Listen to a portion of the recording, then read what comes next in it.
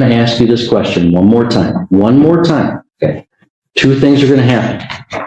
You are either going to answer my question, or I'm going to hold you summarily in contempt, and the court officer will bring you to a jail cell, and we'll talk about it tomorrow.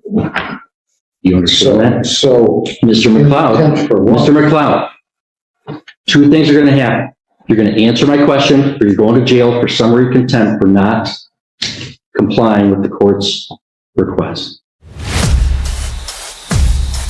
Put you down, you know, you're 19. Do something with your life. Don't become a statistic.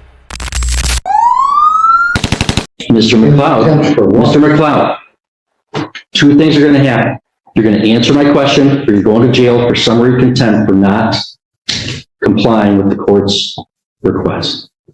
Do you, Mr. McLoud, understand that the maximum penalty for the charge against you is 3 years in prison and or $1,000 fine? I don't Understand your right to a lawyer, including a court-appointed lawyer? I understand that. Okay.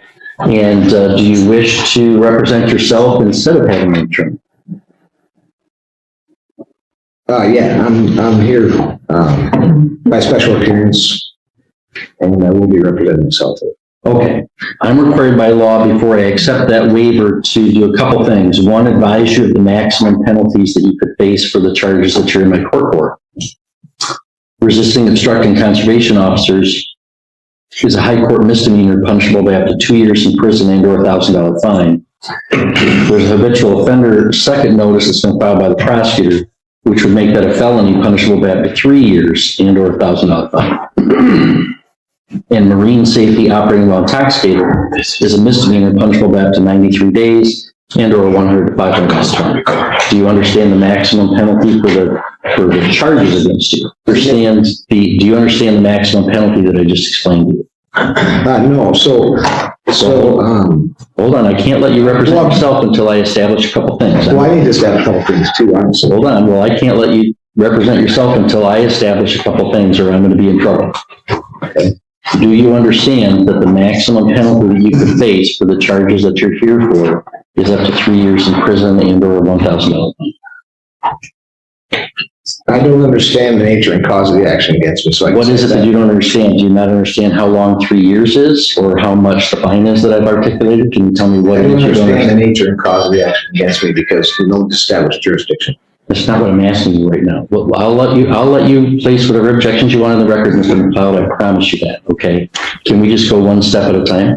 So do you understand the maximum penalty that you could face if you're convicted as charged? 3 years in prison or $1,000 fine? Well, I have another question because the statutory jurisdiction doesn't exist under the Constitution.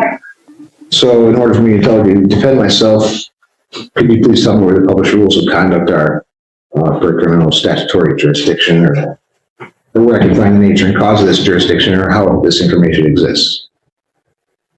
No, I don't even understand what you're asking. So you're saying this is a statutory jurisdiction under what? The statutes of Michigan, correct? Mr. McLeod, I've told you what my jurisdiction is.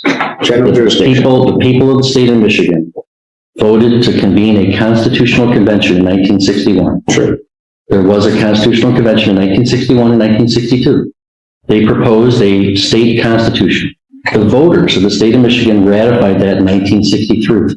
Article 6 establishes the judicial power. And the circuit court is a court under that judicial power of Article 6 of the state constitution. And so you're here in my court. I have subject matter jurisdiction over those crimes. I have personal jurisdiction over you because you've been alleged to have committed them in our county. That's my jurisdiction. So, Mr. McLeod, you want to represent yourself? Do you understand the maximum penalty that you could face for 3 years in prison and or $1,000 fine? I'm going to ask you this question one more time. One more time. Okay.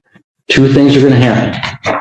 You are either going to answer my question, or I'm going to hold you summarily in contempt, and the court officer will bring you to a jail cell, and we'll talk about it tomorrow.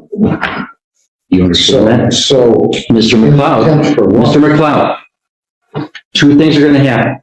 You're going to answer my question, or you're going to jail for summary contempt for not complying with the court's request. Do you, Mr. McLeod, understand that the maximum penalty for the charge against you is 3 years in prison and or $1,000 fine. I don't understand the charges. All right, Mr. McLeod is in contempt of court, take him into custody. Really? That's it. Protecting my rights or You guys are following. Follow one constitutional orders. Following law orders, not constitutional at all. Mr. McLeod's in contempt, he's sentenced to 1 day.